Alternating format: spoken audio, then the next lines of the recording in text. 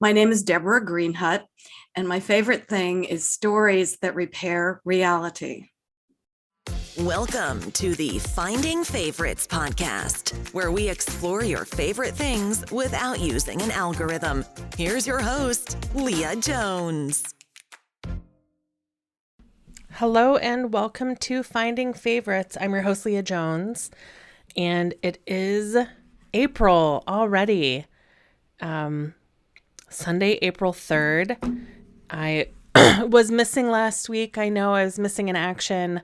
Luckily, Shai Corman from Friday Night Movie Podcast interviewed his neighbor, Katie Jones, about reality TV, and we snuck that one in. So hopefully you have had a chance to listen to that very fun conversation. It is heavy on 90s, early aughts nostalgia for reality TV, and I'm grateful, as always, for Shai when Shai steps in. Last weekend, I went to LA and took my computer and took my microphone and went to see a show, went to see How Did This Get Made live at Largo, and told very few people I was coming, which was good because mostly I hung out with my friend Esther and napped, slept, napped some more, and then went to Largo and called it a day, called it a weekend and went to the airport.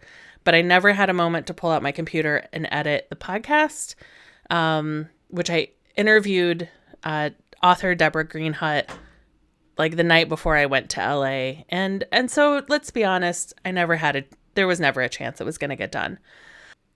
I am continuing my healing journey. I finished radiation 2 or 3 weeks ago, and I'm getting my energy back. I still sometimes take naps that are, I'm just out cold. I'll sleep for a full day, or I will sit down and then wake up hours later. So I am still recovering from radiation and treatment.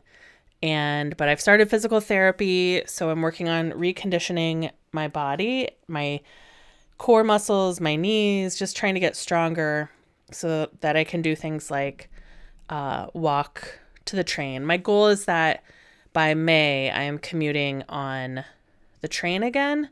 But right now, I just can't imagine taking the risk that I wouldn't be able to get a seat on the train or even walking to the station right now. This week, I've got author Deborah Greenhut. Her first novel comes out on Tuesday, so it is publication week for her. It's called The Hoarder's Wife. So if you ordered it today, you would have it for the week of publication. And we have a really lovely conversation, wide-ranging, about her book, about baking challah, Joni Mitchell, jazz music. We really cover the gambit. Deborah was a really lovely person to have a conversation with. And without further ado, I'm going to let you enjoy this episode with Deborah Greenhut. Get your boosters, wear your mask, and wash your hands. And keep enjoying your favorite things.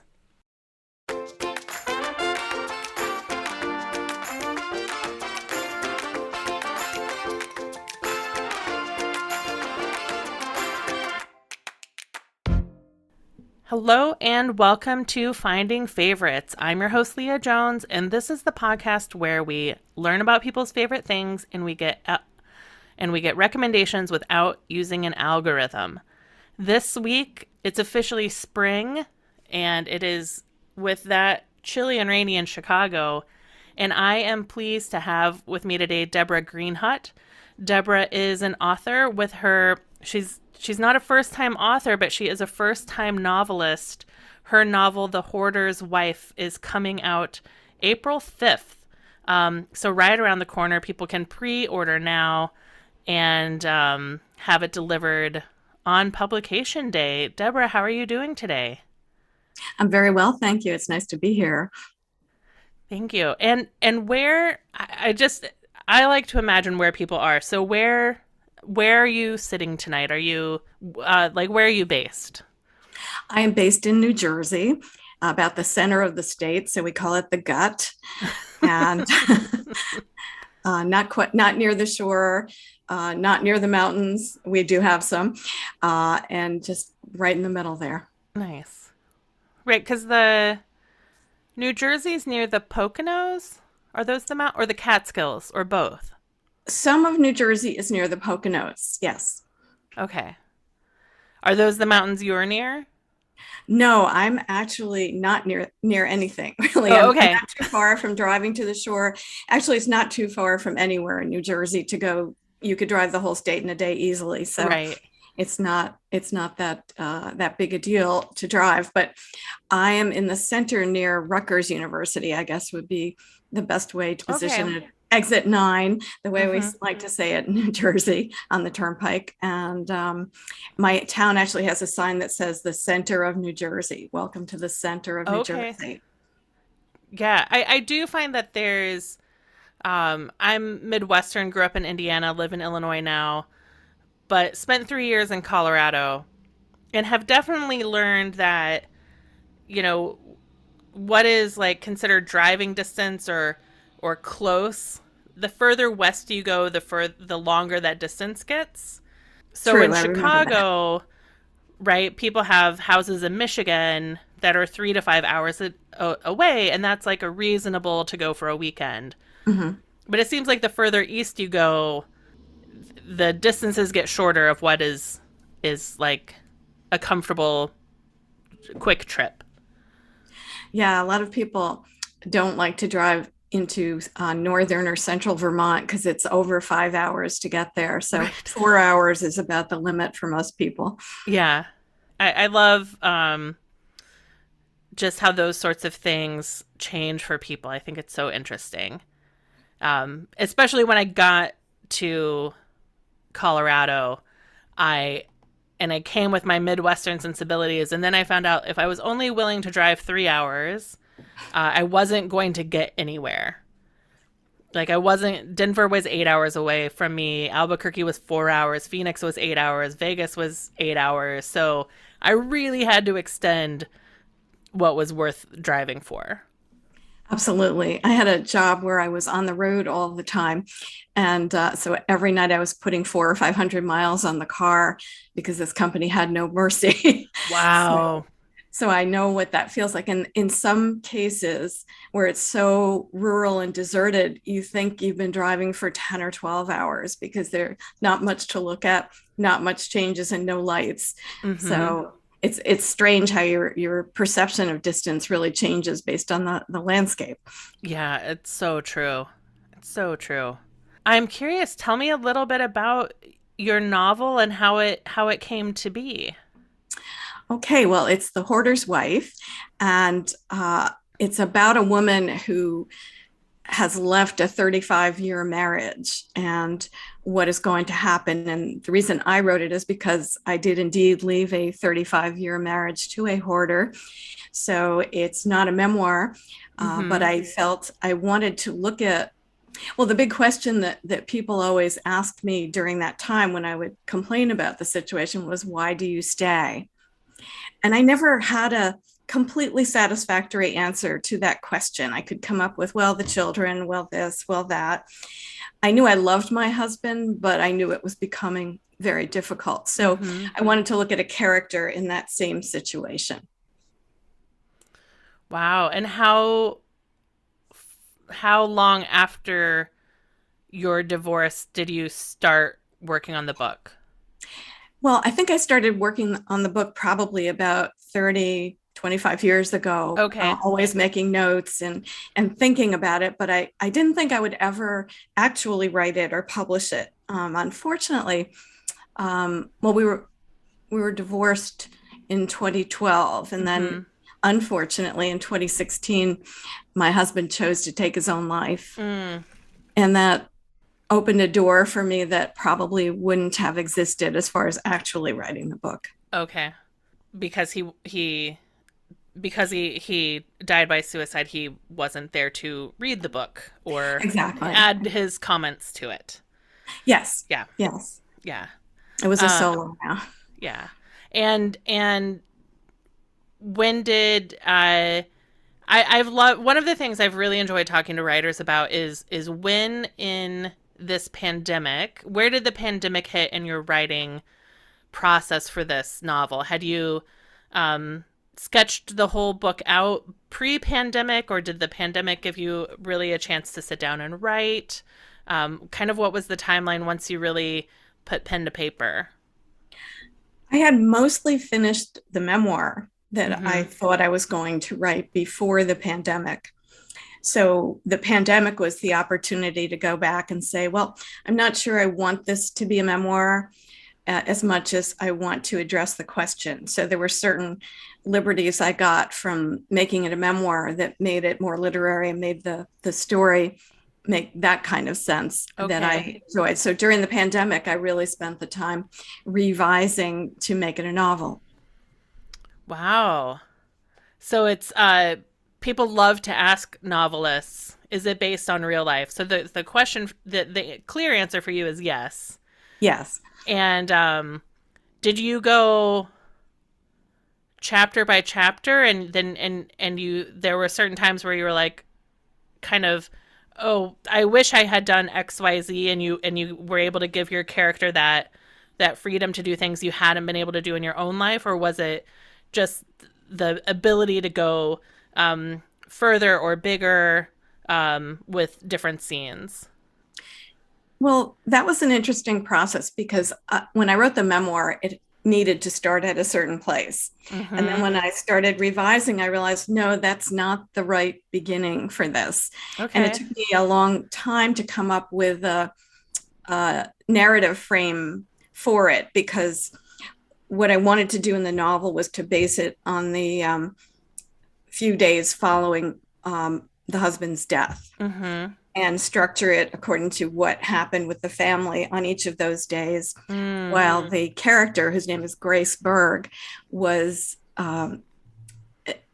rereading not a novel, a journal that she had written during the 35 years she'd been married, which she had been forced to leave behind. Okay.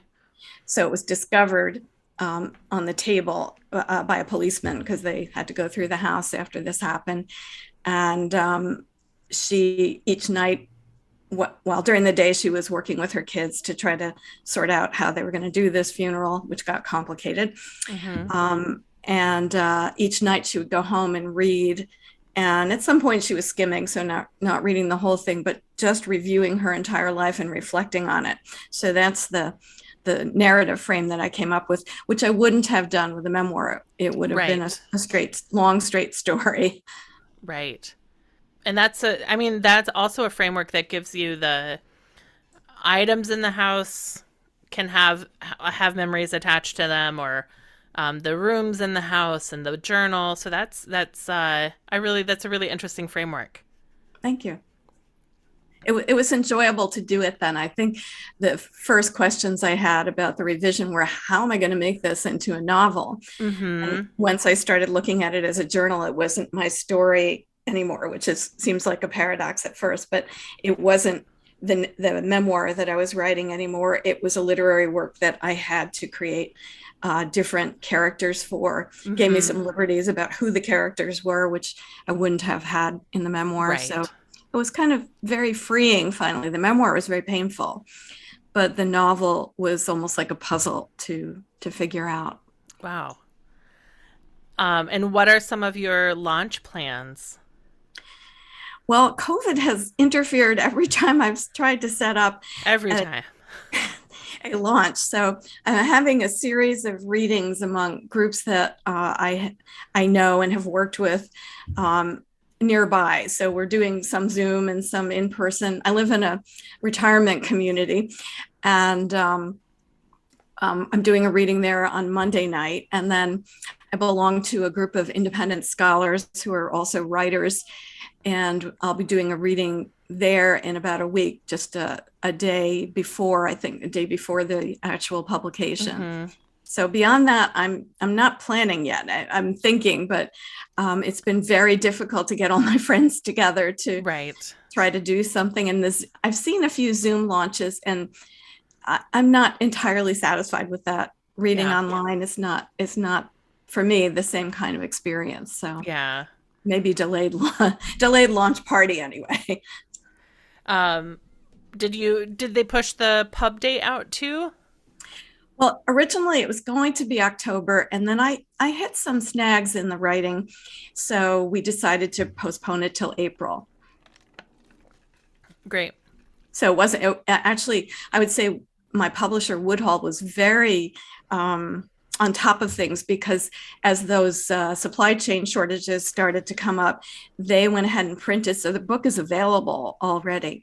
And I think Okay. they've started to ship it. So it should, if you order it, you should be able to get it, which is nice. So there shouldn't be any delays from that. Oh, that's good. Yeah, that hit us at work. We were just trying to order. I work in marketing at a financial services company, and we were just trying to order like the navy blue backs to our when we bind a presentation, and our paper guy was like, you can either order this much and get it now, or I don't know when. So Oh my. there we go. There went Cowboy, as promised.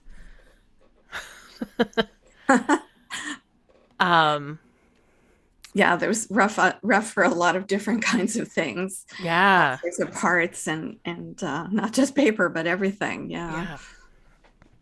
Yeah, I was happy with my choice to buy it.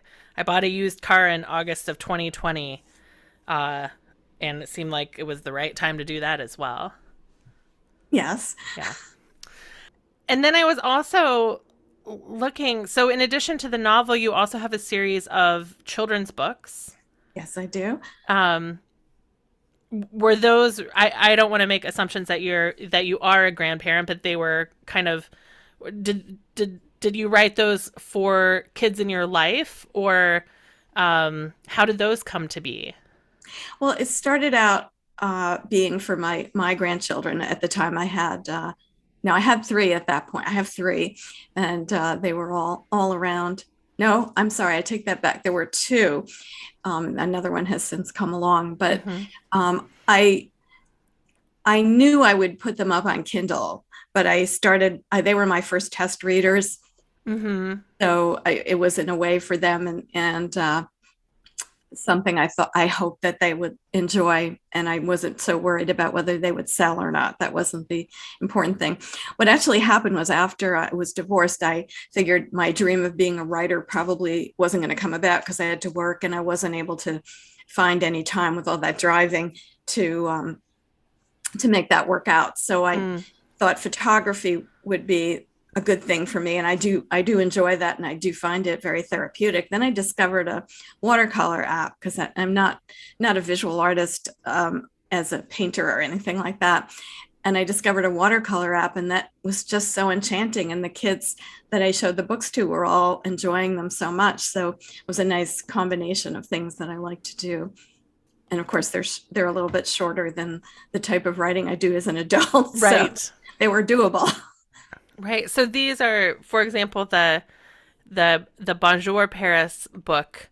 These are photographs that you took in Paris, and then you used the watercolor app to change them into illustrations. Yes, I did. Yes. Oh, that's wonderful. It was a lovely trip. I was actually taking a course in doing travel videos, which happened to me in Paris, which was a very nice coincidence. Wonderful. Not too bad, right? So I had lots of advice about how to take the pictures, and that, unfortunately, during the same time, I was developing cataracts, and I noticed a lot of my photos were more blurry than I thought they were when I was looking through the lens. So watercolor is actually a great forgiveness thing, because it prefers the blurry photo. You actually get more interesting effects from that. So how interesting. I'm safe now. Yeah. It was a funny discovery, but it actually worked well for me. Yeah. Great. And those are available on Kindle. They're on Amazon. The Hoarder's Wife comes out April 5th.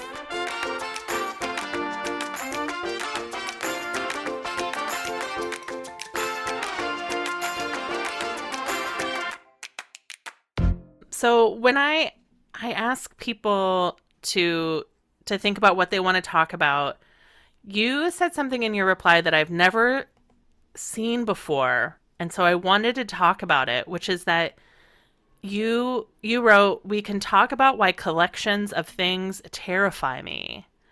Now that we've talked a little bit about your book, I feel like I might have an idea of the answer, but tell me more about why do collections terrify you?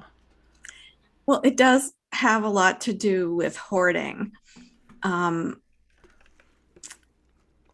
let's see where to start. Well, there were many examples of hoarding, not to the extent that my husband became a hoarder, but in my own family before I met my husband. My mother, for example, saved every single scrap of paper Mm-hmm. in my dad's 50-year medical practice. Oh my goodness. And that was not all she saved. I think when I opened the attic door, as I was the one who had to clean out the house, and after my parents passed away, and when I opened the attic door, there were 200 brown shopping bags in the attic. And I thanked her, but I thought, this is the strangest thing. Did she do this Mm-hmm. to help me, or was she just saving those bags? So, So so 200 bags empty, waiting actual, for you to fill and carry things out with. exactly. Which was a little strange to me, Right. but I knew I also had just a ton of paper and possessions. They saved everything. My parents. I thought, Mm-hmm. I don't know if my dad actually had anything besides a closet full of clothes and a dresser. I don't think there was anything in the house that was really his. But my mother collected reproductions of antiques. My mother collected antiques. She collected just about everything that she coveted, and she'd come from a family where she didn't have any money, was very Mm-hmm. poor. So I suspect some of it was that these things, she said her things always comforted her, Yeah. which is a thing I think that many hoarders say. But I Had hadn't. she been alive during the Great Depression? Yes, Yeah. yes, she was also I don't know if you want this long a story, but her mother died giving birth to her, and she Mm, was unfortunately given away to another family because her father had three older children right. and he didn't think he could manage. Now, the other family was quite good to her, and she was an only child, very generous, but then her foster father passed away when she was 10. And that was not a good thing for the Right. family. They lost everything at that point. Oh, So my mother grew up taking care of her mother. wow. So the sense of deprivation, my mother sold flowers on a street corner, and this just boggles my mind when I think about it, because that's not the woman I remember from my childhood. Mm-hmm. Not that she seemed fabulously wealthy or anything like that, but she just didn't seem like the insecure person who was coming out of that situation, and yet underneath it all she was. Yeah. So there was that example. I was thinking about also, I have my mother's brother, whom she did reconnect with her siblings later on and developed a relationship with them. But my mother's brother was in World War II, was a part of the liberating force, and I Mm-hmm. believe it was Dachau. Okay. He went there, and the first person he met there was a woman lying on the ground trying to offer him some water, I believe. And this woman named Paula became his wife. Wow. So he brought her back, but she never, I only have sketchy details, but she never recovered from the Of experience. course not. Never. And at the end of her life, and this was spoken about in very hushed tones, so I pieced together some information. Mm-hmm. She was, she would always save papers and things, and no one could convince her to throw them out, but she would take the little pieces of paper and stuff them into any possible opening to the outside world. So she had shut down the house as much as she could. And I guess in the last few weeks of her life, my uncle was afraid to go out because he was afraid she would finally seal it and he wouldn't be able to get back Back in. in. So this was a story from when I was fairly young, Yeah. that I knew about hoarding. So it was rolling around in the back of my consciousness. Yeah. So I'm forgetting your original question specifically, but those are two places where it came up early for me. Yeah. Well, it was being terrified of collections. Yes. Oh, yes. Yeah. So after I cleaned up my parents' house, and it was more than they had a lot of property, so there was more than one house to clean out. I became so repulsed by collections of things that I just wanted to throw out everything I had and be free of that. And unfortunately, my husband had escalated his own hoarding at that point. It was around the same time that he began to hoard furiously. And so every time I would try to take, well, even before that, if I tried to put something out in the trash, he would bring it back in. Yeah. And we just fought about this continuously, and neither of us really understood what was happening or why it was happening. And he eventually learned he had ADHD. And I understood that there was a connection there, but it was never, we could never get it addressed so that something could change. So I don't like being around having a lot of things around me anymore. It seems to create some anxiety for me that the walls are going to cave in, because our walls literally fell in some places. So I want to know there's light and air. Yes. Behind me, some windows. I have big windows where I live now, and nothing sitting in front of them anymore. Wow. That makes sense to me. It makes a I totally understand that reaction of wanting, especially after having to help clean multiple spaces and houses and of people that you love dearly, some of the closest people in your life. That I also think there's some of not wanting to then put that on someone else. Exactly. Yeah. Yes. Yeah, I told my husband I could not do that to my children, and he just didn't go along with that. He wanted his things around him. So my mom calls it, I believe it's Swedish death cleaning. Yes. And she's like, it's not KonMari what I'm doing. It's Swedish death cleaning. It's getting the house ready for you kids, so that it's easier for you. So yeah. That is a great kindness, I think, when a parent can think about that far in advance for a child. Yeah. Yeah. What are the things to save? You know, what are the things that we'll want that my nephews will want to take into their houses, and what are the things that can find new lives today? All those questions. Yeah. Someone told me when I was in the thick of cleaning out that people always think that their things are more valuable than they actually are. And they think they're saving something, a real treasure for their kids. And there are certain things that are keepsakes, and certainly you want to pass those along. But basically, I've discovered your kids don't want your stuff. Right. Right. Yeah, I am. It's true. The thing I'm looking for right now is somewhere in Chicago. I know that someone's kid doesn't want their heavy oak 1980s, early 90s dining room table with a lot of leaves in it, but that gets pretty small. That's the dining room table I'm hoping that somebody's kid my age doesn't want, that I can find. You may get lucky. Yeah. I keep going online looking for dining room tables, and I'm like, but where are the dining room tables that we grew up with that could get really, you take all the leaves out, they get really small, but then you can have a big dinner, but they don't. I currently have a conference room table for my dining room table, and it's just too big. Yeah. That's nice to be able to fold it up. I get that. Yeah. Well, during 2 years of not being able to have people over for dinner, having a giant dining room table became more and more ridiculous. Oh, you didn't spread out all your projects on the table? It is covered in candy. I have a second podcast about candy called Candy Chat Chicago, and my dining room table is covered in candy. Just bowls, and I can't bake anymore because all of the bowls I would use for mixing dough are currently full of candy. So, well, thank you for elaborating on that.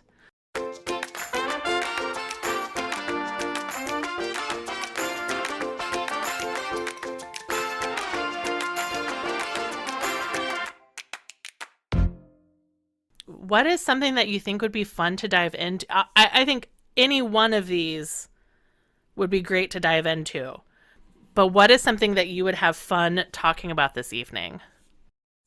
Well, maybe since we're talking about food, we'll start with challah. That Yes. sound good? So delicious. Ah, Well, when I was a little girl, I always loved it, of course, but someone else was always baking it. And my mother was a good cook, but she never learned how to bake bread. She had a lot of I love Lucy moments with yeast, so she gave it up. yes. And when I got married, I wanted to learn to do it. I really loved the idea of a Shabbat dinner and trying to preserve at least some of those customs in our house. And my mother-in-law was a great baker, and she did bake challah. And she would always say to me, "One day I'm going to show you how to do it." This was the first few months of our marriage. And I could never pin her down to make that happen. And I noticed that when she gave me other recipes, of course, she would leave something out. So, I'd have to figure it out, Oh, which, is just an apocryphal story in many families.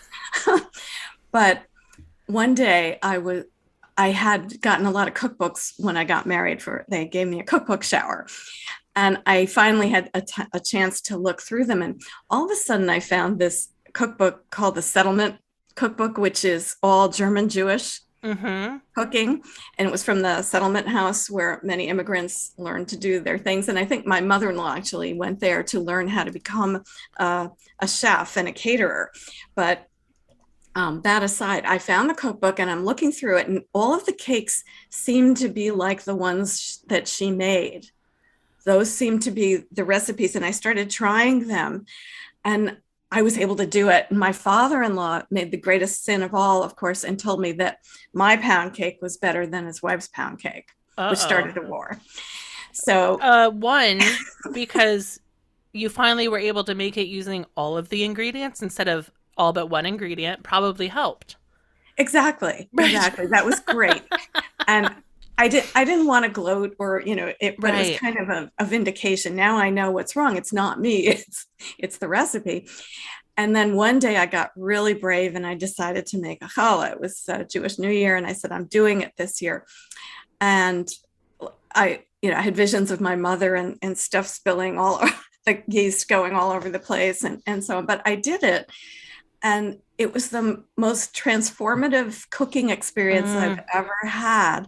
And while I was kneading the dough and watching it become what it was supposed to become, I just thought if everyone would bake bread, there couldn't be any war in the world, because this is the most whole, fulfilling thing I have ever done, I think. I didn't have any children yet, but I just felt like the dough and the consistency of it and having it on your hands, and then the way it morphed and changed into the dough it was supposed to be.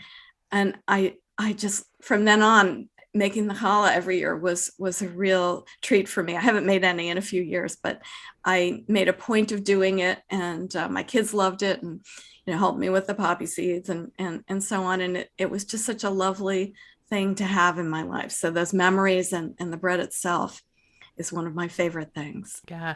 When I converted to Judaism, I got really obsessed with the idea of making challah. Did any of my girlfriends make challah? No. They were like, Leah, we don't bake it ourselves. We go to a bakery. Like, people were really like, no, we don't. Of course we don't make it. So like nobody really had many tips for me. And I had this really basic book about like making a Jewish home, and it's still the recipe I use to this day. But the first time first couple of weeks I made challah, I under kneaded it. Like I didn't know. I'd never made bread from scratch before. Right. We had a bread maker machine growing up.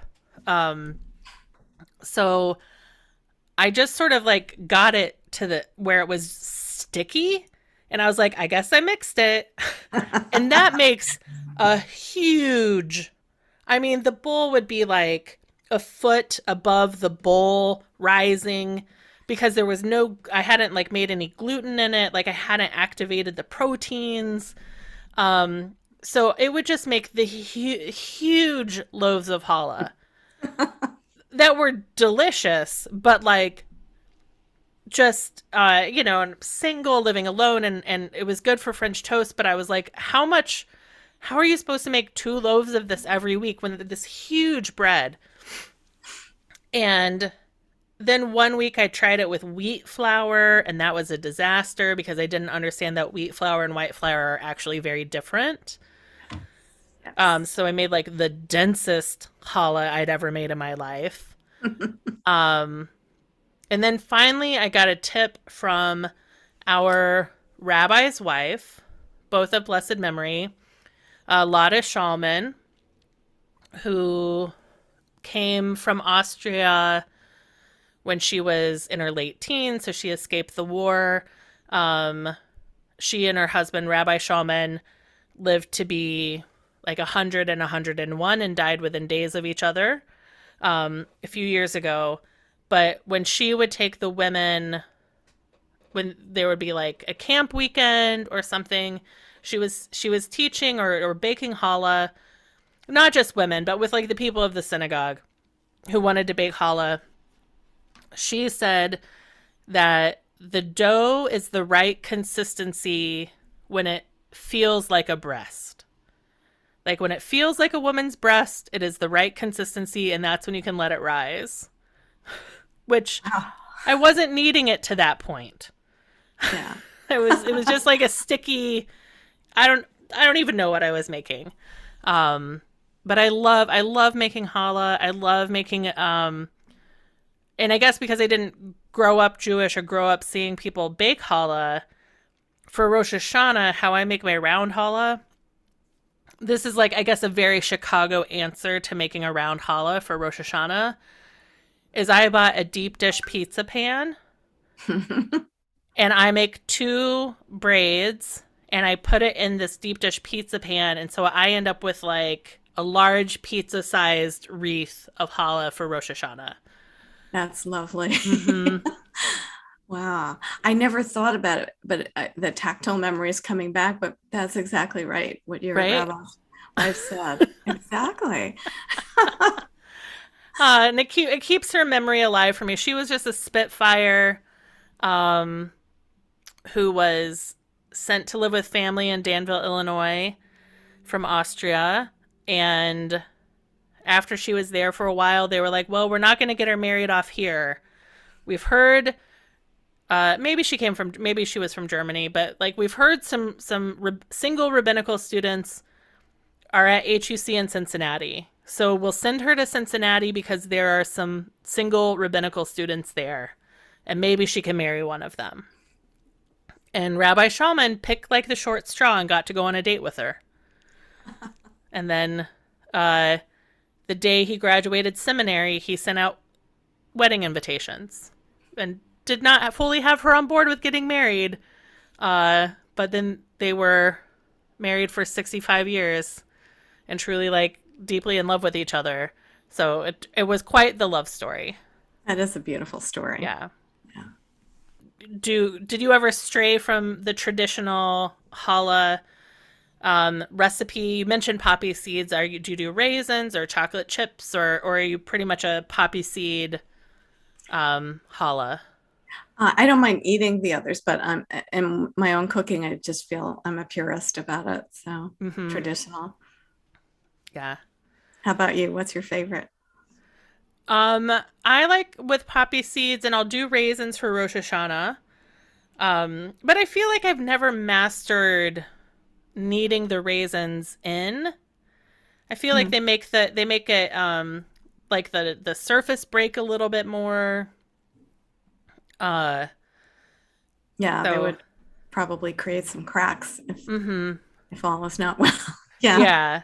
So I'll certainly do I'll do that, but I've never done I've never done a Nutella. I've never added dye to it. I'm not very fancy with my challah.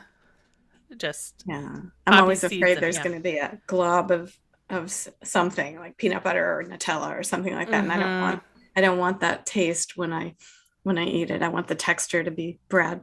Yeah. Yeah. And then I just want to, I don't know. I love it. I love, yeah, I haven't made it in a few years, in part because my social circle has gotten just a lot of allergies and a number of people who can't do gluten. Gluten, right? And I am not a skilled enough baker to do gluten-free challah. Um, I'm afraid it would be very bad and then would end up with nothing. So we That's purchase. not right. Right. Yeah. What are some of your other, when you think about, like, what were there other Jewish traditions that you tried to bring into your house or other holidays? Yeah, our children had very conventional Orthodox, almost Orthodox, very high conservative bar mitzvahs. Mm-hmm. So for the first, let's say, well, 13, 14 years of their lives, we did go to a conservative temple. It was actually a Sephardic temple. Ooh. Well, we're Ashkenazi, but Yeah. um, when we went there, there was actually an Ashkenazi rabbi who had to sign an oath he wouldn't change any of the rituals. Mm-hmm. And I don't know how it happened that he was assigned there, but he was. And he was very forgiving of children. So while they separated men and women, it was only like not even a solid barrier. We were all on one floor in an assembly hall where the sanctuary would open up into this multi-purpose room, and the women would be mostly in the multi-purpose room. But there was lots of going back and forth because the barrier really didn't keep anybody out or in anywhere. Yeah. So it started off being, a little forgiving and lackadaisical about some of the rules. But then we got an extremely religious rabbi, and he was the one who was responsible for bar mitzvahing my children. And it was a pretty stringent requirement. And we just didn't know at that point where to go. We didn't want to shift to it. There were mostly Reform temples otherwise. And we didn't want to go to a super Orthodox one, even if it was Ashkenazi. So we stayed there. And it was hard on the kids. I think they were good about it, but there were so many rules, and the greater hypocrisy of religious observance became very apparent. And they would go religiously, I'm going to put that in quotes, religiously to their Hebrew lessons and show up and so on. And there was a president of the congregation who would promise an award to the person who did that. And my kids always were the ones who did it, and they never got the award that was supposed to happen. There's supposed to be a baseball tickets to Yankees tickets one year, and these things never happened. So my kids got a little distorted view of some of these things. And I'm not sure why they offered a reward when the reward probably should have been the feelings themselves, the spiritual feelings that were being developed. So we didn't even know why they started a reward thing. It just seemed like something you're supposed to do. My husband and I were both very good doobies most of our earlier lives anyway. So we didn't see we never got rewarded for learning our own Hebrew lessons and so on. But actually, I did not have a bat mitzvah because my grandfather founded an Orthodox congregation in Yonkers, New York, where I'm from. And my mother and father secured Hebrew lessons for me with a tutor. And when I was 13, my mother said, well, when are we going to start learning her Haftarah? And the Hebrew teacher looked shocked, and he said, girls don't have a bat mitzvah. Orthodox people don't do that. That's not true anymore, but it was true at the time. And my mother was heartbroken, and I was flabbergasted because I was being prepared. I was looking forward to it. Right. And so I didn't do it. I might do it. I guess at 84, men are allowed to be bar mitzvahed or something. So I don't know if I'll wait that long, but I might actually do it at some point. It's such a wonderful experience because so I converted in my late 20s, and so I became bat mitzvah when I was 30. It was the first time I read from Torah. And a few years prior, we had actually done a number of group bat mitzvahs at my synagogue for women who had been denied the experience. So sometimes they would do it all on their own. My friend Schiffer had one like totally her own when she was I think when she was maybe turning 60 she did one. Um so it's never too late to read from Torah and Haftarah for the first time, like publicly. Yes. Yeah. And it's My so temple has meaningful. it. I imagine I've seen a few women go through it, and a couple of relatives have done that at 80. They decided to do it. And my temple actually has a program for that. So Oh, so how nice. I'm thinking. Yeah. I mean, I had invitations printed as kind of almost as if I was 13. They were like pink and purple and they folded up and they were Hebrew on this side and English on this side. I mean, I was 30 I'm 45 now. I've still never been married. But at 30, I like really felt it. So I was like, there's going to be these nice paper invitations and this is just going to be the biggest party. And there was a really nice like fish platter for the kiddish. And it was, and friends had the party at their house. It was just super fun. Lovely. Um, Did and you get very a lot of meaningful. did you Uh, get a lot of fountain pens though? I have to ask. no, I did just get a fountain pen though this year. I interviewed, I've got a really nice episode about fountain pens, and I told my sister to listen to the episode and that I wanted a beginner fountain pen. So I got one this year. At last. I'm sorry Yes. I interrupted you. You were saying how meaningful it was to you, and that's an important thing to say. It was very meaningful. I really appreciated being able to give honors during the service and ask the people at your synagogue that are, for me it was a lot of our kind of stalwart elders who I didn't know but who were there every Shabbat, and asking them to open the ark or light the candles and do different blessings, and to be able to say thank you for supporting this congregation and making a community for me to come into when I converted. So that was really meaningful to me.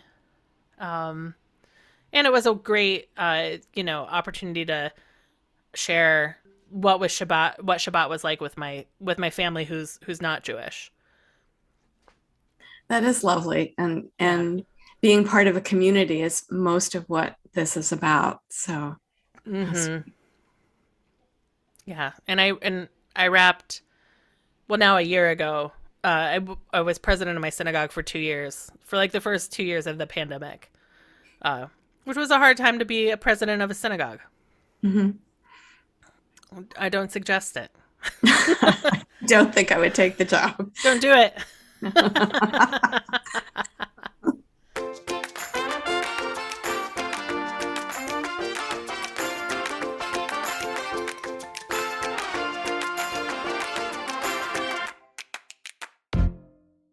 All right. Now I'm curious. You have for music Joni Mitchell and Laura Nyro. I know some Joni Mitchell, probably more than I think. I feel like she's an artist that, if I were really to dive in, I'd be like, oh, I do know that song. I know that song, but I can't. Suddenly, I have amnesia and I can't think of a single Joni Mitchell song. But tell me a little bit about Joni Mitchell and Laura Nyro and how you heard them for the first time, and what they mean to you as musicians. Okay, both of them I heard for the first time in high school. So Mm-hmm. that would be in the mid to late 60s, let's say, before 1969 and before that. And at that point, Laura Nero's voice was just something out of the blue, just a powerful, powerful soprano. And the lyrics were stories, which is the same I could say of Joni Mitchell. Mm-hmm. So in my head, those melancholy times of high school where nothing is working out right. These two Mm-hmm. women just sang something to me, more so Laura Nero at first, I would say, because she started off. You probably know Wedding Bell Blues or Eli and the 13th Confession, maybe Mm-hmm. you've heard. Um, but I guess Joni Mitchell might be more familiar. She started more in the folk singer. realm, like Judy Collins and Mm-hmm. a few other women singers. And but at a certain point, her voice was very interesting. She also used 12-string guitar, so her guitar tunings were unlike anyone else's. No one else was that sophisticated a player. And eventually she became a jazz composer, a jazz musician as well. Hmm. But I think the period that, of course, sticks with me was just a couple of years after that. When I was in college, the so-called Blue album, not so-called, it was the Blue album, came Mm-hmm. out. And the the narrative in that album, just it captured the, you know the song Woodstock, I would imagine, Mm-hmm. which is also one of hers. But this story of a woman with a man who never quite responds to the image in her heart of what she wants to have in a lover, but she must be with him. That was, just encapsulated everything about college years in those Mm. times. Um, I'm 70, so we're thinking about the era of free love and hippies, and the idea of wandering through life with someone and not tying it down. She had a song, "My Old Man," um, is a singer in the park. We don't need a piece of paper from the city hall keeping us tried and true. My old man singing away the blues, and that was the ideal that a lot of people were striving for. That we didn't Right. need any paper. We were independent, and it wasn't just the lyric, though, the story that she was telling, but the way the music emulated all the feelings that she was expressing. Mm-hmm. And she just had the capacity to weave her voice around these words in ways that no one else really was doing at the time. It was a very creative time, I think, in music. I I feel the stories and lyrics were a lot more powerful Yeah. than we have now, except in some cases. But um, so I guess another song I think about is "Case of You," and there was a certain, even though there was a certain free love magnet at the time, and people were very attracted to that idea that you didn't need um, any legal ties and so on. There was a sort of a fight back to be independent at the same time, which I think, Mm-hmm. you probably also saw in the women's movement at the time, and some other developments. But she had one song that, "I could drink a case of you and still be on my feet." Mm. So just that sense of equality, which never quite came about, Yeah. so beautifully idealistic in a lot of her music, that we could stand up to each other and still be with each other. And that's something I guess that was my fantasy, that's the way it was supposed to be. Mm-hmm. um, so that would be more about Joni Mitchell. But Laura Nyro was really tragic. She died too young of cancer, Mm. and a lot of other people covered her songs and made them more mainstream than she ever could. Her voice was unique, and a lot of people didn't like it. I had some friends who were male who used to call her "Screaming Lady" whenever Ooh. girls put her on the I was going to say the record player. Yes, I have to say record player in Yeah. that case. But when her voice would come out, a lot of them would just run out of the room. So it's only girls listening to her, and it was hauntingly beautiful, her voice. Um, and Three Dog Night did Eli in the 13th Confession, and just a whole different kind of orchestration to it. So that was the one that became popular. And the Fifth Dimension sang a lot of her songs, like Mm-hmm. Soul Picnic and Wedding Bell Blues were a couple. So these two singers, and a number of others, but I think these two really carried me in terms of the mental journey I was taking at the same time. They're a Yeah. little bit older than I was, but not much. And their independence was just so admirable to me. Little did I know the terrible things that both of them were going through at times, but they also had just mystical, magnificent lives, as far Right. as I was concerned. Traveling the world as singers, I thought that was quite romantic and aspirational. Yeah. I mean, it certainly seems that way, especially when you're in college and and you just see the singers, the artists that you love, and they're traveling, and I mean, even more so pre social media, when the stories you were getting about them were exactly the stories they wanted you to hear. It was their music and like drips of information about their personal lives, but it wasn't so much that we know now, that you were able to fill in this story in a different way based on their music. And they were really troubadours. They were bringing back news from other places. You know, you got some of your information about what it was like to backpack in Europe from singers who went there before we all started to do it. Yeah. Not that I did it, but my friends all started to do it. So I took graduate school over the backpack to Europe trip. So that was my mistake.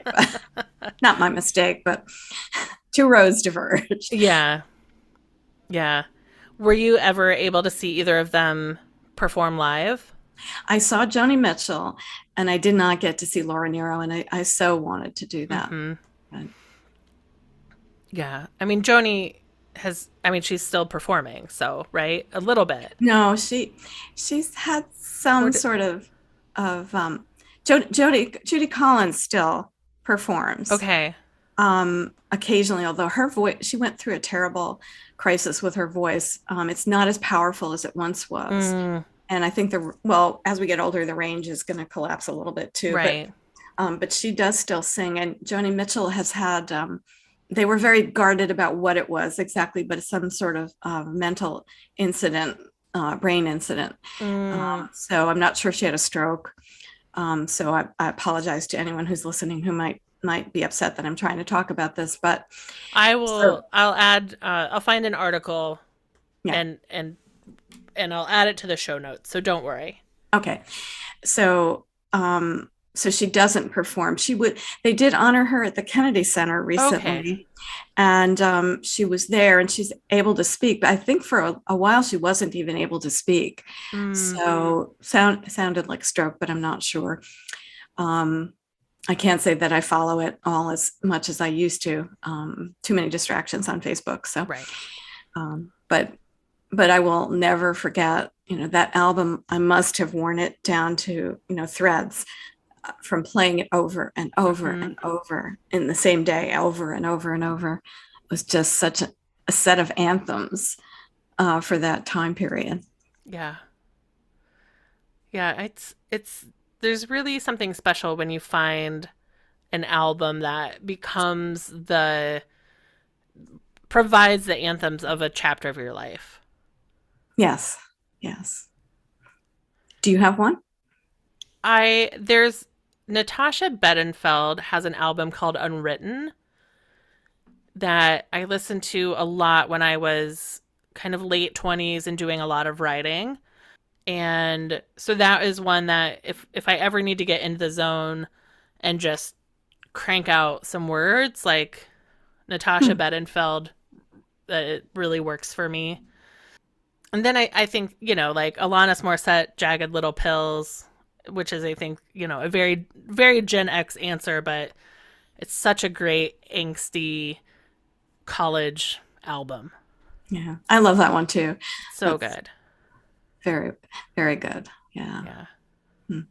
But now I don't listen to as much music as I used to.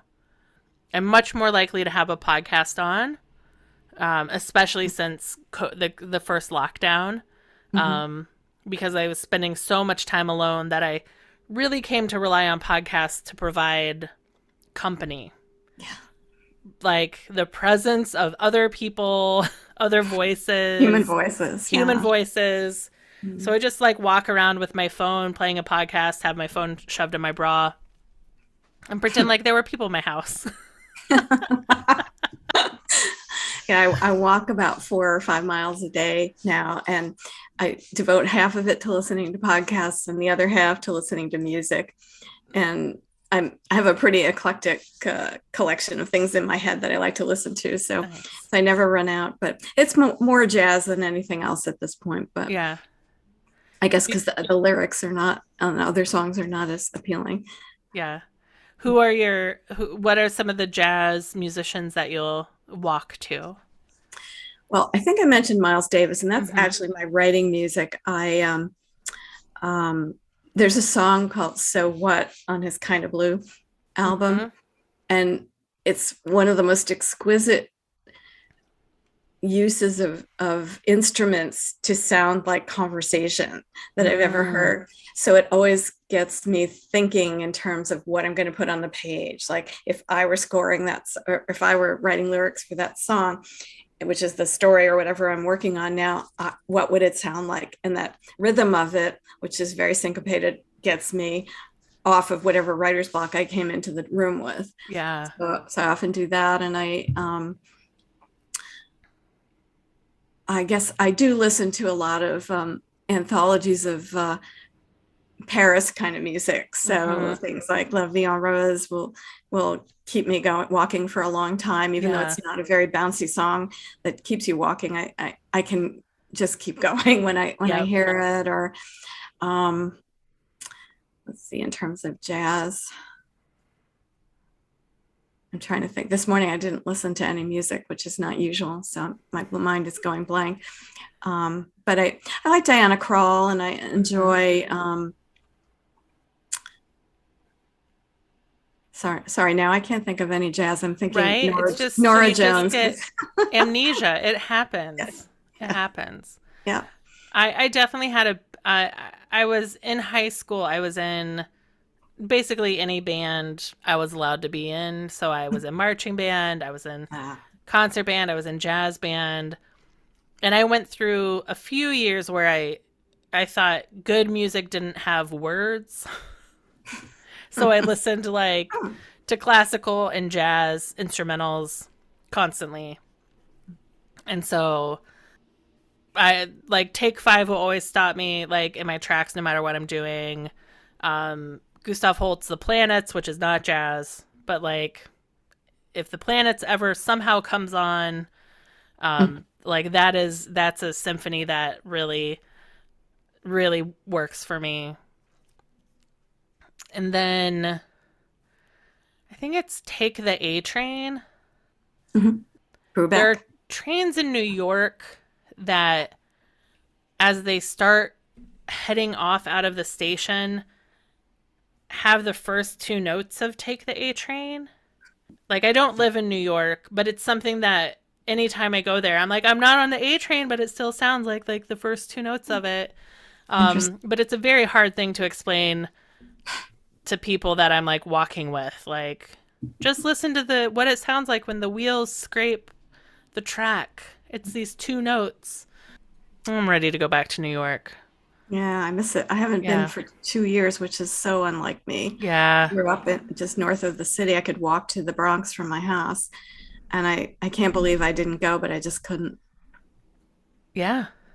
Yeah, Well, it was so I mean, Manhattan in particular was so scary yeah, during the pandemic. Or, yeah. I mean, we're still in the pandemic, but in the vaccine days Mhm. of the pandemic. Once Broadway shut down, yes, Yeah. that was the end of life as we Yeah. know it for me. But no, I got my brain cell back on the jazz question, and my well, my dad was a pretty talented piano player, Mm-hmm. and he made sure I got lessons, and I was actually trained to be a concert pianist, Wow. which was never going to succeed. My hands are too small, so you can't. I mean, people can't see them, but they are. Mm-hmm.